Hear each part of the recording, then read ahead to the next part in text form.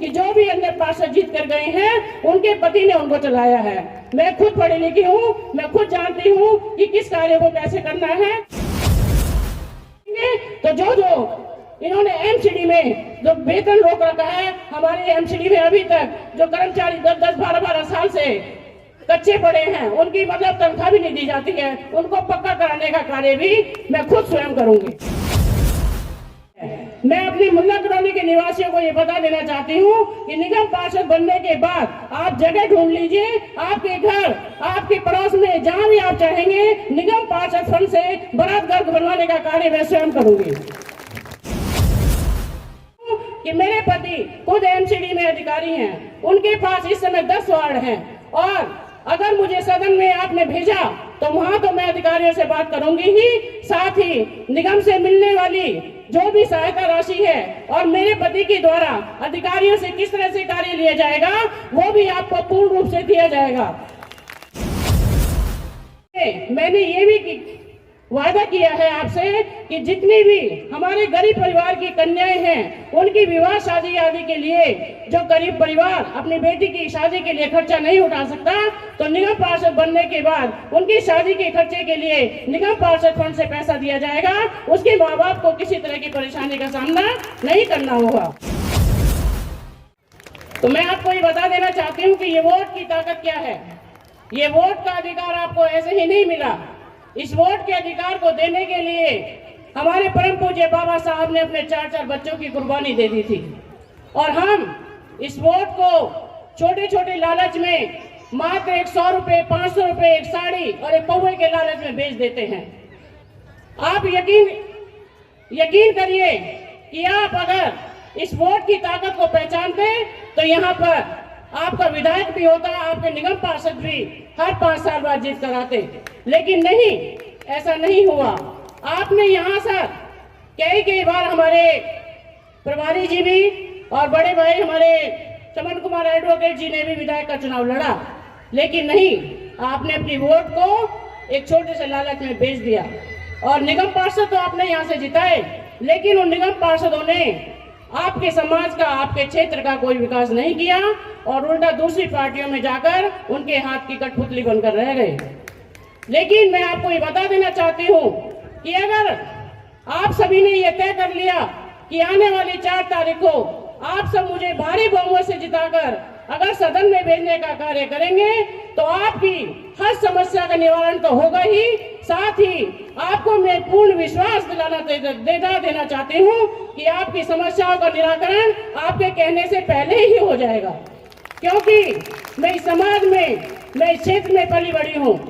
मैं आपकी अपने क्षेत्र की समस्याओं से वाकिफ हूँ। मुझे हर गली और चौराहे का पता है कि यहाँ पर किसकी समस्या का समाधान किस तरीके से किया जाएगा।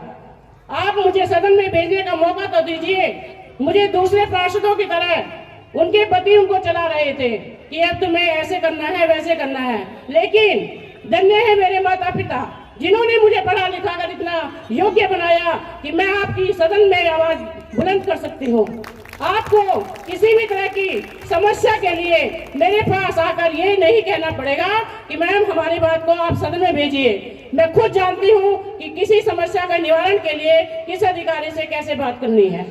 और इसके साथ ही मैं आपको ये भी विश्वास दिला देना चाहती हूँ कि मेरे पति खुद एमसीडी में अधिकारी हैं, उनके पास इस समय 10 वार्ड हैं, और अगर मुझे सदन में आपने भेजा तो वहां तो मैं अधिकारियों से बात करूंगी ही, साथ ही निगम से मिलने वाली जो भी सहायता राशि है और मेरे पति के द्वारा अधिकारियों से किस तरह से कार्य लिया जाएगा वो भी आपको पूर्ण रूप से दिया जाएगा।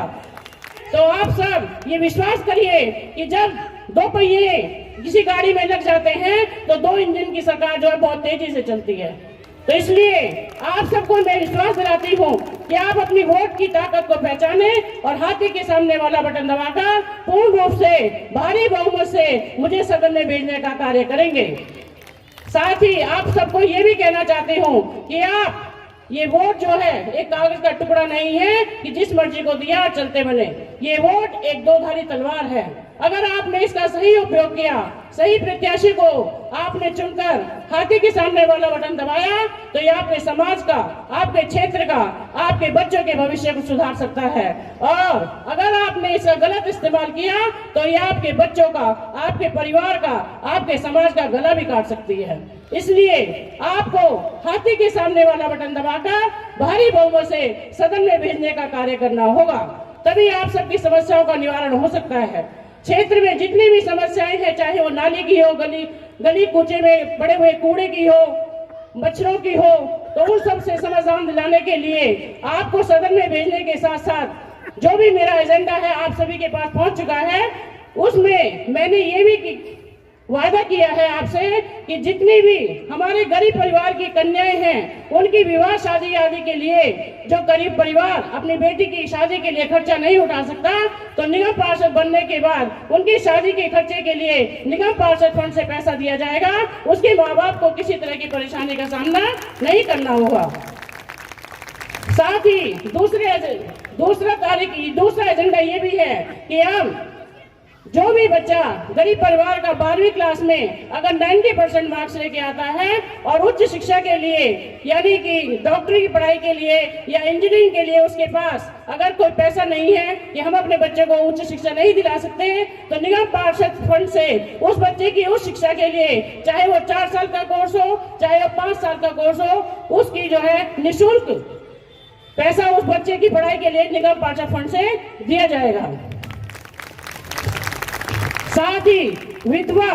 व वृद्धावस्था पेंशन जो इन सरकारों के द्वारा काट दी गई है, उसको दोबारा से दिलाने का पूरा कोशिश की जाएगी, और जिनकी नहीं बनी है उनको दोबारा से उनके पेंशन दिलाने का कार्य भी मैं स्वयं करूंगी। साथ ही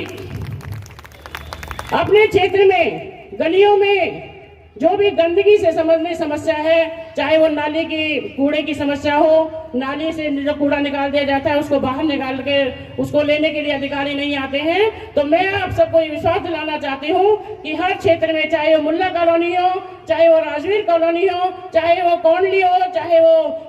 फ्लैट्स आदि हो, LIG फ्लैट्स, SFS या फिर जनता फ्लैट्स, सभी में एक एक कर्मचारी को नियमित रूप से वो कर्मचारी वहां पर परमानेंट नियुक्ति कर दिया जाएगा, जिससे कि वहां की समस्याएं, वहां की सफाई आदि की सफाई व्यवस्था जो है दुरुस्त की जा सके।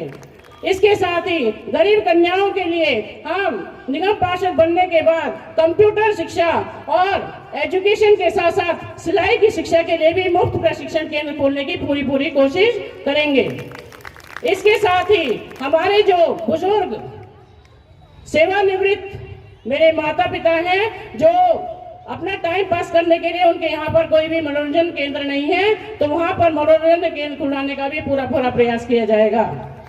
और जो जगह खाली पड़ी है उसका यूज नहीं हो रहा है, तो हमारे बच्चों के लिए यहाँ पर लाइब्रेरी आदि नहीं है, तो वहाँ पर जो भी जगह हमें दिखाई देगी कि यहाँ भी यही जगह जो है खाली पड़ी है, वहाँ पर हम उन बच्चों के लिए कि वो अपना टाइम जो वहाँ पर बैठ कर पढ़ाई कर सके, तो वहाँ पर लाइब्रेरी खुलवाने का भी पूरी कोशिश की जाएगी। क्योंकि हमारे मान्यवर साहब ने कहा था कि जो जमीन सरकारी है वो जमीन हमारी है, तो उस जमीन का हम यूज करेंगे निगम पार्षद बनने के बाद।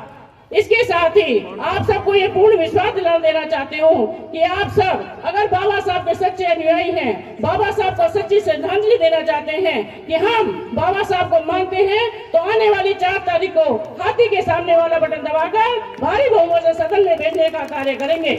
तभी आपकी समस्याओं का निवारण हो सकता है। नहीं तो हम ये समझेंगे कि आप जो है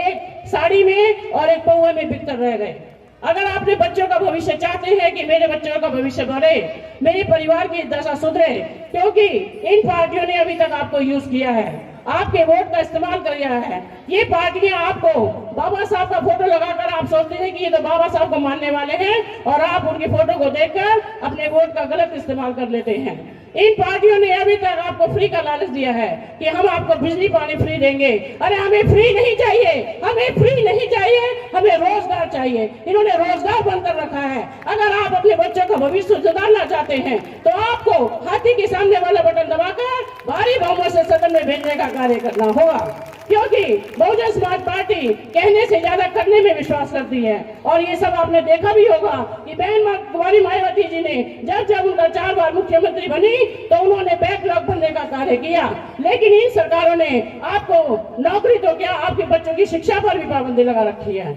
अगर आप मुझे भारी बहुमत से सदन में भेजने का कार्य करेंगे तो जो इन्होंने एमसीडी में जो वेतन रोक रखा है, हमारे एमसीडी में अभी तक जो कर्मचारी 10-10, 12-12 साल से कच्चे पड़े हैं, उनकी मतलब तनख्वाह भी नहीं दी जाती है, उनको पक्का कराने का कार्य भी मैं खुद स्वयं करूंगी। साथ ही आप सबके सहयोग की मुझे जरूर अपेक्षा है, क्योंकि आप सबके सहयोग के बिना ये कुछ नहीं हो सकता। इसलिए मैं आप सबसे, आपके सामने, आपके समाज की बेटी हूँ, मैं आप सबके सामने अपने पल्ले को फैला रही हूँ कि आप आने वाली 4 तारीख को हाथी के सामने वाला बटन दबाकर मुझे भारी बहुमत सदन में भेजेंगे तो आपको किसी भी तरह की शिकायत नहीं मिलेगी। साथ ही मैं आपको ये भी विश्वास दिलाती हूँ कि मैं अपनी मोहर खुद हाथ में अपने साथ रखूंगी, क्योंकि जहाँ भी कहीं आपको ये देखना पड़ेगा कि भाई हम बैंक के दफ्तर में जाएंगे तभी हम मोहर लगवाएंगे, मैं स्वयं अपनी मोहर अपने पास रखूंगी। और इसके साथ ही मैं आपको ये भी विश्वास दिलाती हूँ कि जो भी अन्य पार्षद जीत कर गए हैं उनके पति ने उनको चलाया है। मैं खुद पढ़ी लिखी हूँ, मैं खुद जानती हूँ कि किस कार्य को कैसे करना है, क्योंकि इसलिए मैं आप सबसे ये भी कहना चाहती हूँ कि आप एक शिक्षित और जो ईमानदार हो, जो आपके बच्चों के भविष्य के बारे में सोच रही है, उसके लिए आप वोट करोगे या नहीं? आजादी का दम तुम आगे बढ़ो, हम तुम्हारे साथ हैं। तो बस अब मैं आपसे ज्यादा न कहकर, तो आप सब बहुत देर से बैठे हुए हैं, इसलिए एक बार फिर पुनः आपसे विनती करती हूँ हाथ जोड़कर कि आने वाली 4 तारीख को हाथी के सामने वाला बटन दबाकर भारी बहुमत से सदन में भेजने का कार्य करेंगे। और हाँ, इसके साथ ही मैं अपने मुस्लिम समाज में जब मैंने वहाँ पर मीटिंग की और मैं वहाँ पर घूम भी रही हूँ, तो मैंने ये भी देखा है कि वहाँ के हमारे निवासी जो है मुल्ला कॉलोनी के इतने परेशान हैं कि वहाँ पर अपने बच्चों की शादी विवाह करने के लिए कोई बारात घर नहीं है। और जो विरोधी पार्टियां हैं उन्होंने वादा भी किया था कि हम जीतने के बाद आपके लिए बारात घर बनवाएंगे, लेकिन उनके कार्यकाल को 3 साल हो चुके हैं, आज तक उन्होंने उनके लिए कोई बारात घर की सुविधा नहीं की है। मैं अपनी मुल्ला कॉलोनी के निवासियों को ये बता देना चाहती हूँ कि निगम पार्षद बनने के बाद आप जगह ढूंढ लीजिए, आपके घर, आपके पड़ोस में जहाँ भी आप चाहेंगे, निगम पार्षद फंड से बारात घर बनवाने का कार्य मैं स्वयं करूंगी। और